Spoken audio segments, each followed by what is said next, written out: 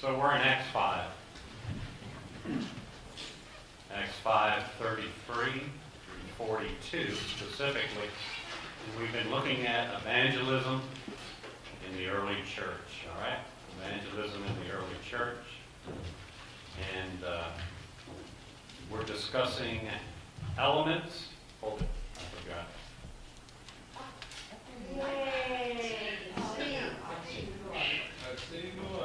Okay. All right. We'll hand out sunglasses next. So there was a older couple who had trouble remembering things. What we missed out this morning.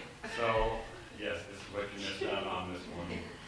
So they went to their doctor, and their doctor checked them up, and he said they were fine, but it was normal for them to have trouble remembering. They were getting older.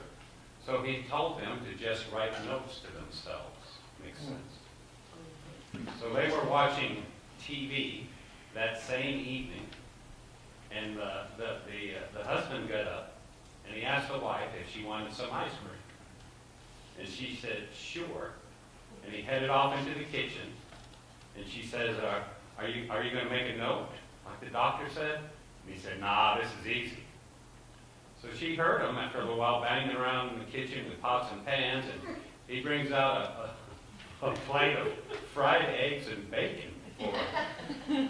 And she says, I told you to write it down. Where's the toast I asked for? I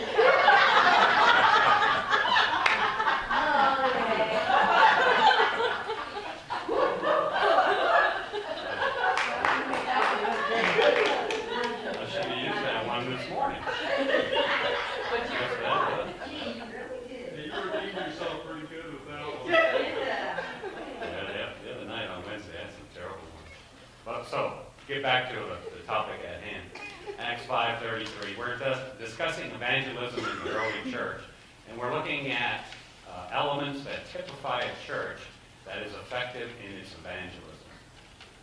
We're using the first century church as our example.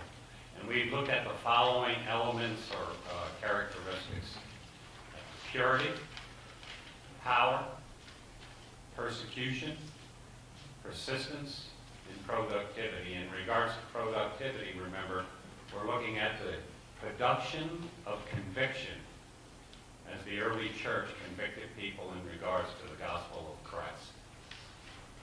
And that's a natural conviction is a natural byproduct of evangelism, all right? So as we were closing last week, we had begun to look at the three results of conviction. Do you remember what the first one was? It was open hostility. Yeah. And if you go through the Gospel of John, you can look at 5:16, 7:32, 8:39, 10:31, 11:57, and in all those references you'll find where people were threatening the life of Christ, wanting to kill him, wanting to stone him, wanting to take him captive, etc., etc. So, and they did that to Christ throughout his life once he began his public ministry. And finally, they were able to take him and nail him to a cross. And Jesus said, he said, what they did to me, they're going to do to you because you represent me in the world. All right? That's a paraphrase, but that's what he said. And so there are still those in society today who are violently opposed to Christianity. And you may have met some of those people. You may have met some of that. You may have experienced some of that. But you know something? I think it's an exciting thing to be able to make enough waves to get somebody hostile to you sometimes. Most Christians, a lot of Christians, they don't even want to make a little ripple in the water. But we ought to be having, should we not have some kind of influence in the world? We ought to be making the kind of waves that create problems among the people of the world. Our gospel ought to be definitive in terms of the things we say and what we live in our life that the world has to take notice of us, even if they don't like to take notice of us. Because, let me say this, if it's convicting enough to make men mad, it might be convicting enough to get men saved. If it's convicting enough to make men mad, it might be convicting enough to get men saved. So the first response then to conviction, to finish this section, is hostile rejection, open hostility. The second attitude or result of conviction is tolerant indecision. And as I said last week, this is the response that best typifies my life for the first 38 years. These kind of people, they don't get violent. They just don't do anything. They just sort of stand around and philosophize. And if we go back, let's go back into our source scripture and look what it has for us this evening.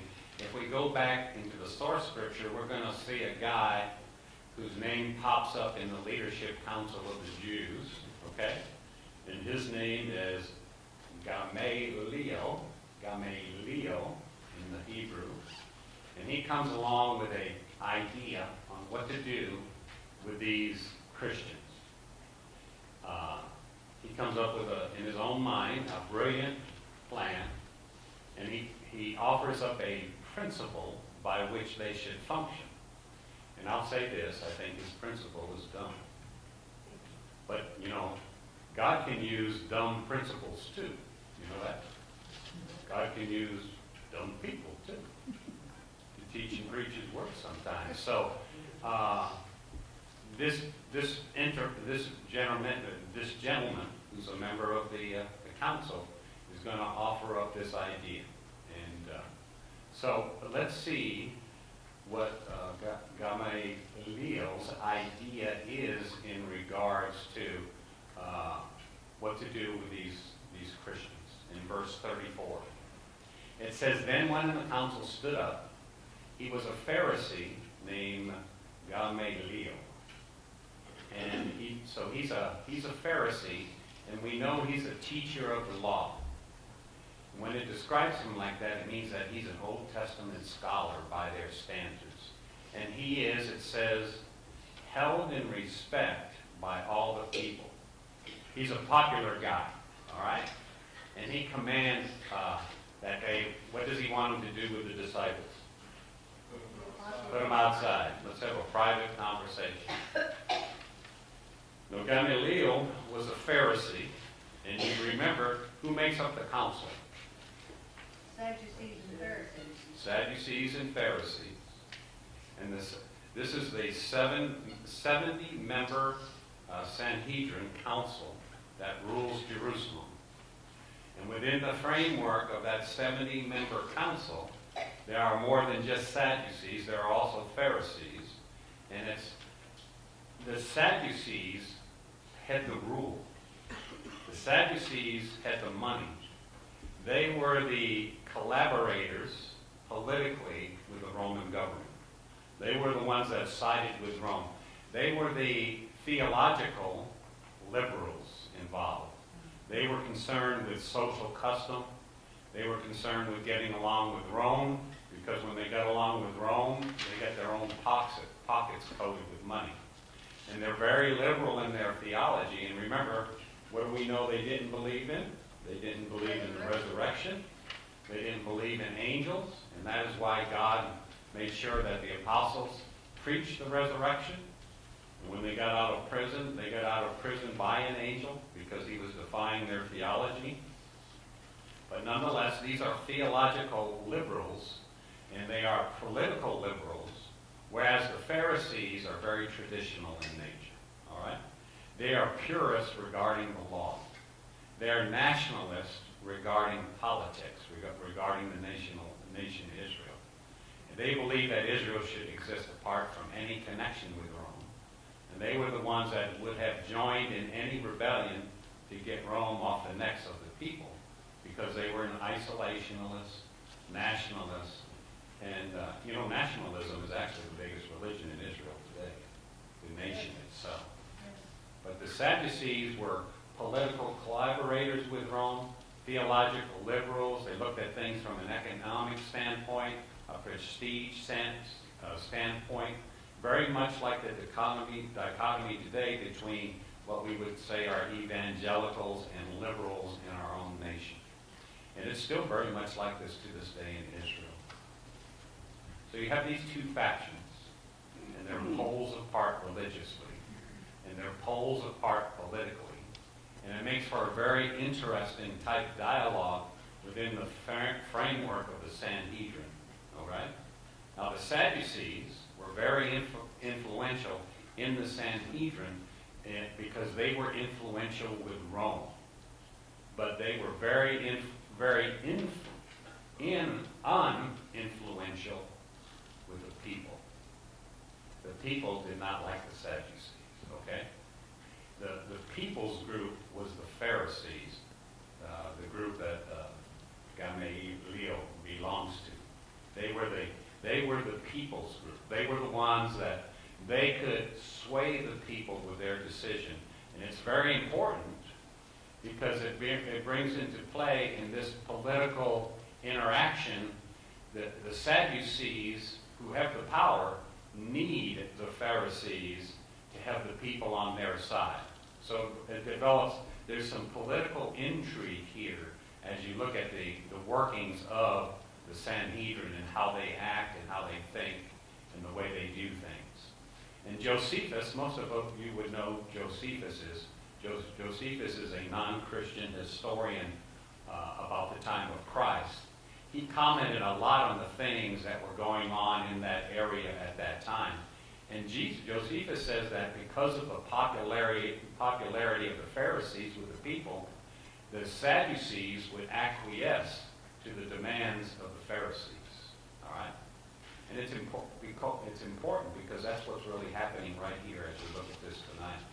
The people, and who did the people like? Did the people like the Christians? Yes. Yes, they did. I mean, it was like instant Medicare. If you were sick, go to Jerusalem. And what happened? You would be healed. If you had a demon, go to Jerusalem. What would happen? You'd be healed. They'd cast out the demons. So it was the Christians had held great esteem in the eyes of the people. If you lived in Galilee, you didn't have to buy any food. All you had to do was wait to get fed. They'd come home. One of the disciples or an apostle would come along and feed you with the Word of God. They loved Christianity because of the things Christianity was doing in their lives and the lives of the other people. And so Christianity is very popular with the people. So everybody's getting healed, and the people also like the Pharisees. And thus the Pharisees, because their power base is the people, wanted to stay in the good graces of the people. Therefore, they were smart enough to know that if we persecute the Christians, we're going to have a negative reaction from the people, and we don't want to do that. We're going to lose our prestige with the people if we persecute them. And the Sadducees knew the Pharisees had the prestige with the people, and the Sadducees, therefore, wanting to have a good relationship with the people, knew they had to go along with the Pharisees. Okay? A lot of Pharisees, a lot of Sadducees in there, but the whole chain of events was simply this. The people had control of the Pharisees because the Pharisees wanted the love of the people. And the Pharisees had control of the Sadducees because the Sadducees want the love of the Pharisees because they had the love of the people. All right? And so we have this little cycle, this circle. And so Gamaliel comes into us, and he stands up into the council, and he's in a great position to talk because he's a Pharisee, and he knows he's got the people on his side, and he knows the Sadducees are going to have to listen to what he says, and he's not too sure that they ought to kill these guys. He doesn't think that's a good idea. And as he speaks, he comes across as being theological, but he also comes across as being political. Because if this is his theology, if it's the best he can come up with theologically, he's in trouble. But we'll see that in a minute. Now, who is this gentleman? This is a very, very eminent man. It says he was a teacher of the law, and in the Talmud, which is the rabbinical writings of Judaism, the Talmud calls him Gamaliel the elder. The word translated there is rabbin. And rabbin is not like rabbi. Rabbin, there are 7 rabbins. That's all. 7. They are the 7 most eminent teachers of Israel, of Judaism. And he was the first one. He was the first rabbin. So this is a sharp guy. He's the greatest teacher of his day. He's the grandson of Hillel, Hillel. There were 2 great founding rabbis in Israel. And any Jewish person that knows their history would tell you they are the rabbis Hillel and Cain. And these 2 rabbis founded the 2 branches of Phariseeism. Okay? One was a little bit more conservative than the other. Hillel founded the more liberal side. Cain founded the more conservative side. So this guy who gets up is the grandson of Hillel. His heritage is good. He's a sharp guy. And the old writings, the Talmud tells us he was very wealthy. He was noble. He studied Greek literature. He was culturally advanced from the other rabbis in the region. There was nobody even in the same ballpark with him. He was called by the people the beauty of the law. He died 18 years before the sack of Jerusalem in 52 A.D. And in the Mishnah, which is another section of writings in Judaism, it says, since Rabbin Gamaliel the elder, there has been no more reverence for the law, and purity and abstinence died at the same time that he died. That's how highly he was thought of. So he's a very dominating figure. They felt that when he died, with the writers there is saying that when he died, all those wonderful things died with him. And what else do we know about him? His most significant thing, Acts 22. This is Paul's teacher. Yes, this is Paul's teacher. Paul was taught by the most preeminent mind in Judaism in the world when he was being taught the basics of Judaism.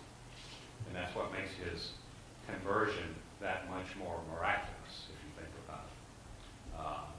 Paul studied at his feet. So Paul had the best teacher of Judaism that was alive at the time. Maybe, some would say, maybe the greatest teacher of Judaism that ever lived. And so because of his influence as an individual, and because of the fact that he belongs to the Pharisaic group, he stood in the position to do something, to say something, to get these people through this problem about what to do with the apostles. So he asked for the apostles to be taken out, and here's what he has to say. Verse 35. And he said to them, he says, men of Israel, take heed to yourselves what you intend to do regarding these men. What does that mean? Take heed to yourselves. Be careful. Be careful. He's saying, he's a wise guy, see? He's a wise man. Let me give you some advice. Don't be too fast. Because they want to do what? Kill They want to kill him. They want to get rid of him. But he's telling them, no, you better be cautious. You better be careful is what he's trying to tell them. That's pretty good advice. I can accept that part of his advice. But, the Pharisees were Pharisees were Calvinists before there was Calvinism. Can I say that? I don't know. Yeah, they were pre-Calvinist Calvinists.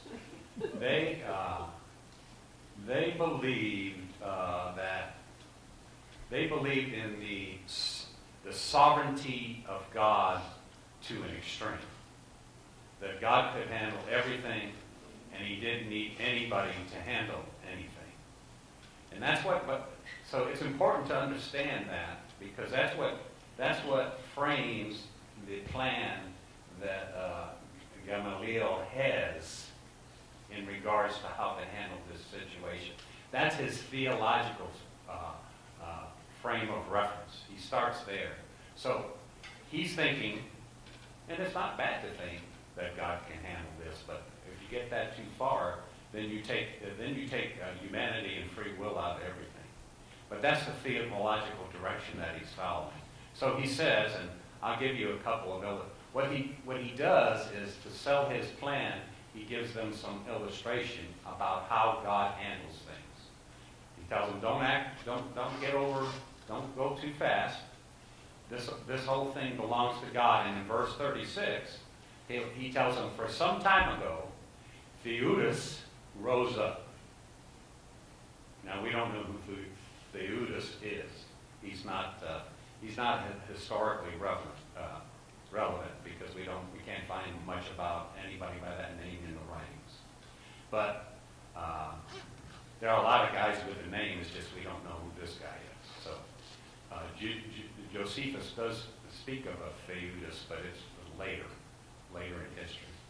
But he led a rebellion, and as it said here, that he rose up, and what did he do? He was claiming to be somebody, okay? And I've claimed to be somebody. We've all claimed to be somebody. And it says, to whom a number of men, about 400, joined him. Do you remember him? And what happened to him? He was slain, and all obeyed him, were scattered, and came to nothing. That's his first illustration, okay? Remember that guy, Theudas? He came and he went, and we didn't have to do anything to take care of him. How did it happen? Well, his point is that God handled it. He says, and now he's going to give his second illustration.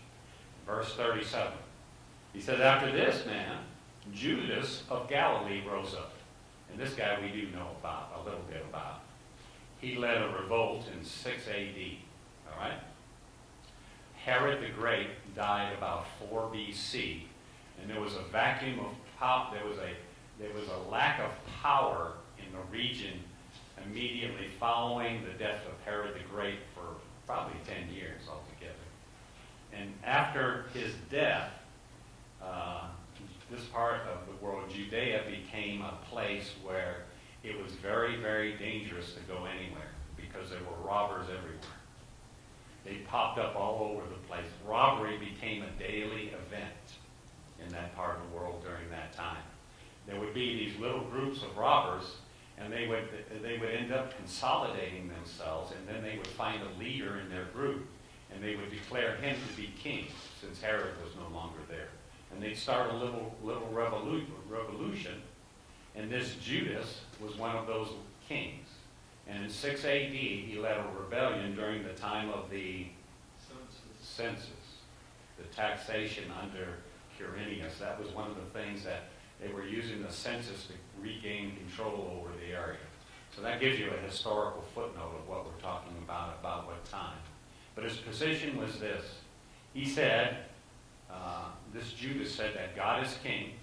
Therefore, to pay taxes to Rome is blaspheming God. Okay? He said that none of us should pay taxes anymore, and he started spreading that doctrine around that part of the world. So what does Rome do? Well, they activated their IRS. And they started sending this guy letters, and they were threatening. No, they got upset, and they came down, and they stomped all over Judas. And they wiped him out, and they wiped out his people.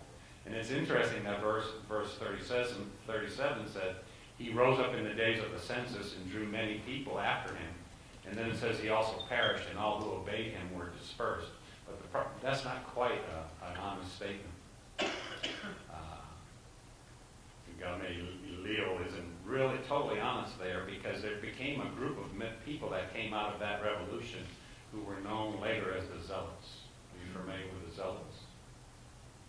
You can read about the Zealots in the Bible. They were the super-duper nationalistic people. They believed in the purity and in the isolation of Israel. And they grew out of that rebellion, and they were an active ingredient during the time of Christ. So he wasn't all ineffective, as you might think. So So he says these things. So what Gamaliel is saying is these things have happened before, and nothing has ever come of it. In verse 38. Now I say unto you, okay, now he's going to take his illustrations, and he's going to teach you a principle based upon his illustrations. This is his principle. Keep away from these men and let them alone. Don't get into this, is what he's saying. You're going to make a mess if you fool around here. Just get away from it. And then he says, for if this plan or this work is of men, what will happen? Nothing will come of it. But it is of God. You cannot overthrow it, lest you even be found to fight against God. Now you might say, on first glance, that's a pretty good principle. But when you really start to think about it, it's not a good principle. It's a messed up principle. You know, parts of it are true, but parts of it aren't true. And that's what makes it insidious. That's the way the cults are. The cults teach you partial truth, and then they take away that truth, and they teach you falsehood. It's kind of like a clock that doesn't work. It's right twice a day, but all the rest of the time, it's not right at all. So his advice then is to let them alone, and it's all going to work out. You know, that principle, what that principle espouses, listen now, it espouses that whatever succeeds is what? Of God. And whatever fails is what? Is not of God. That's what he's saying, isn't it? If you put 38 and 39 together, he says if it's of God, it will succeed, and if it isn't, it won't. So whatever succeeds is of God. Whatever fails is not. And that's a dumb principle. If you live by that principle, you'll be in a mess. I will say it's true in this sense, in its ultimate sense. Ultimately, what succeeds is of God. But it's not true at all in a temporal sense in today. At the coming of Christ, whatever is of God, we know will remain. All right? Everything else is going to be burned away, but whatever isn't of God is going to be wiped out. But it's only true in the ultimate sense. That's sure. So if you're going to evaluate something today, you can't evaluate it in the ultimate sense. You have to evaluate it in the sense in the moment that you're in. And listen to me, there are all kinds of successes that God doesn't like. The first one would be the Sanhedrin. Did he like the Sanhedrin? No. So by Gamaliel's own principle, the Sanhedrin shouldn't have existed. I mean, if that principle is true, none of them would even be there. They say if it's of God's will, it will remain. Well, they certainly weren't of God's will. They're looking at each other, and they still remain, so that puts a hole in that theory. They didn't the Sanhedrin, the members of the Sanhedrin didn't even know God. That's what Peter kept telling them. They say, you killed the Son, you killed the Son of God. You're way over here, and God is way over here. And you don't even recognize who the Son of God was. You don't know anything about God.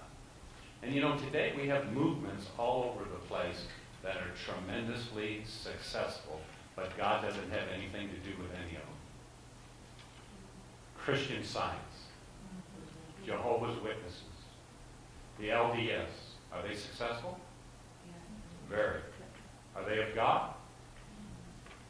There are 500 million Muslims in the world. Is that of God? 400,000 Hindus, 400,000 Confucianists, 250 million Buddhists. Would that be considered successful? If you had a following of 250 million? The fastest growing religion in the world is in Japan. It's Soka Gakkai. Gakkia. It's growing leaps and bounds. Over 1 billion atheists in the world. That's a big group. Are they successful? Does God consider them to be successful? There are a lot of movements that are successful that God doesn't have anything to do with. If you start thinking that principle, whatever is of God is going to abide, whatever is successful is of God, it's going to get you into problems. Ultimately, in the ultimate sense, again, it's true, but in the present sense, it isn't. It's not a good principle. So, Game Leo here, he's a little bit out of focus. I mean, if that was true, if you're going to judge things on the basis of success, which is what he's saying, then God would be pleased with Budweiser, would he not? Would he not be pleased with Planned Parenthood? Aren't they not successful in what they do? Are they not? In their own mind, Planned Parenthood? They're very successful at what they do. How many millions of children have they assisted in killing? Millions of people in this country. So success, success in the eyes of man has nothing to do with success in the eyes of God. That's not a very good principle. And the premise of let us wait and see, well, that's not a real smart idea either. What are they? The problem here is these are 70 of the wisest men in Israel that are meeting in the council. Do you think that they didn't know about the miracles? And the miracles? And the miracles? Do you think that they did not know of the resurrection of Jesus Christ? They plotted against the resurrection after it happened. They tried to get the guards to say that somebody had stolen his body. Okay? They knew that his grave was empty, that he was gone. So rather than acquiesce to the truth, they're going to keep trying to, it's that idea, don't present me with the facts. I have no interest in the facts. My only interest is myself. So you might say, well, if you can't use that principle, what can you use to judge something? What can you use to judge something? The Word. The Word. That's all you need. You don't need anything else. If you have your Bible, you can ascertain, if you will look in the pages, in my counseling, I've never experienced anything in my counseling with people and kids, etc., which was not contained in, an answer for was not contained in the Word of God. Okay? So, you can find it if you look. And when you look, see if what you're being told is success squares with the Scripture. If it does, buy it. If it doesn't, get out of it. Gamaliel had been smart, as he thought he was, that's what he would have said. He would have said, men, we need to determine if this movement of Christ is true. So how would they do that in their time? They would examine the Word, their Old Testament text. And what would they have found? They would have found that Jesus Christ was the epitome, 100%, of every one of the messianic prophecies in the Old Testament, if they had taken that time. Okay? If they had taken their Old Testament texts and studied them, they would have found out who Jesus was. But that's not what they wanted to do. And Jesus called them fools and told them they were slow of heart. And he told them that they did not believe what the prophets had written to them. But if you had mastery over the Old Testament text, you would think you would be able to apply these principles, understand that Jesus was the Messiah.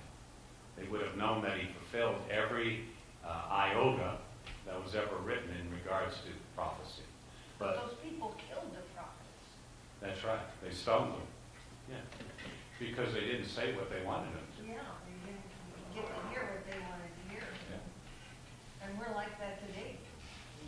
Yeah, our leadership has decided we're not really very important. What we want really doesn't matter. It's reflected in our present system. Mm-hmm. But he came up with this weak application of what I would say is poor theology. And the only part that's true about it is the second part in verse 39. This is true. If it be of God, you can't overthrow it. If it's of God, you can't overthrow it. You might temporarily defeat it in your own mind, but you can't overthrow it. If it's of God, it will be eternal. How many people have tried to overthrow the things of God throughout history? Many. And they've all come to their own demise. God is still on his throne. They're not on any throne. But that's exactly what the Jews were doing. They were fighting God all along the way. Jesus said in Matthew 12:30, he said, "He that is not with me is what? He's against me." See, men fight God. They oppose his gospel. They oppose his Bible. They oppose his law. They oppose his providence. They oppose his Spirit's conviction. Men fight with God. And these men were fighting with God. That's the point they are at. And you know, there's many people today hiding behind the same principle that is proposed here. I'm going to wait and see. I'm going to just let things go a little bit longer. I'm not quite ready yet to give my life to the Lord. The one I always enjoy is I have to get my life straight before I give my life to Jesus. But the problem is that the evidence is in. Okay? The Apostle Paul, who studied under this very man, knew more than this man. Paul said in 2 Corinthians 6:2, he said, "Wait and see, behold, today is the day of salvation." Today. Not tomorrow. Not next week. Because we don't know what any of those hold. Today is the day of salvation. Don't wait and see. You know, Moody preached one day, and he closed the sermon, and he told his people in his church to go home and think about what he had told them. He lived the rest of his life regretting those words. You know why? Because that night the Chicago fire hit, and half of his congregation perished in the Chicago fire. Yeah. There's no more thinking about it. Okay? I'm against telling people, go home and think about it, or wait and see. Because all the evidence is in. So they listened to this guy. The Sanhedrin listened to the guy. They thought that, well, that sounds pretty good to us. We'll just play it cool. So it says, but were they mad? Yeah. So what did they do in verse 40? It says they agreed with him, but before they let him go, they beat the snot out of him. All right? They beat him up before they would let him go. They come in, and what did they tell him? No more talking about it. Don't talk about this Jesus. Now, how many times have they told him that? Do they think it's going to work this time? They couldn't really get along with all the... they couldn't do what they wanted to do, so they just beat him. And the idea is they gave him 39 stripes. Okay? And that then brings us to the final reaction to the conviction of the gospel. And the final reaction in the next couple of minutes is saving acceptance. Conviction not only brings about a violent reaction, it not only brings about tolerant indecision, but it also brings about saving acceptance. And in 42, it says, or 41, it says, they departed from the presence of the council and were rejoicing that they were counted worthy to suffer for the shame of his name. They got beat up, and they said, boy, are we lucky. Boy, it's great that God considered us to be worthy to have suffered for him so much. What a joy. It's like Paul in Galatians 6:17. We talked about it this morning. They bore in their body the marks of Jesus. The blows they took, they felt, were meant for Jesus. They were standing in his place, taking his beating, and that was an honor to them. So when the world persecutes you, it's not you they're after anyways. Who are they after? Who are they persecuting? Yeah, they're persecuting Christ. That's who they're really after. So Paul said in Colossians 4:20 or 1:24, he said, "The sufferings of Christ, I count myself fortunate to be worthy of the sufferings of Christ." So did they stop teaching and preaching? What's 42 say? And daily they went right back to the temple. Do you think that they were going to know that they were at the temple? Yeah, they sure were. Remember I talked about the little balls in the swimming pool that you push down and they pop up to the top? That's what they had pushed them down, and what happened? They popped up to the top again. And in every house they did not cease teaching and preaching Jesus Christ. And what happened, if you look at verse 1 of chapter 6, and in those days the number of the disciples was multiplied. People were believing, and praise God for that. You know, sometimes when we're witnessing to people, we poop out or we drop out or we get exhausted from putting our armor on. And veterans sometimes have a few skirmishes where there's some open hostility, look for an honorable discharge so they don't have to do that anymore. But in the early church, they just kept at it. They were persistent. They went at it and they stayed with it. And you know what? Because they had this mindset, they were able to turn the world upside down. So the principles are purity leads to power. Power leads to persecution. But if you're persistent, you will be productive, and that product will be conviction. And I close with a poem that's in your outline. God has not promised the sky is always blue, flower-strewn pathways all through our lives. God has not promised sun without rain, joy without sorrow, peace without pain. But God has promised strength for the day, rest for the labor, light on the way, grace for each trial, help from above, unfailing sympathy, and his undying love. That's what God has promised you. And that's enough. Amen? Amen.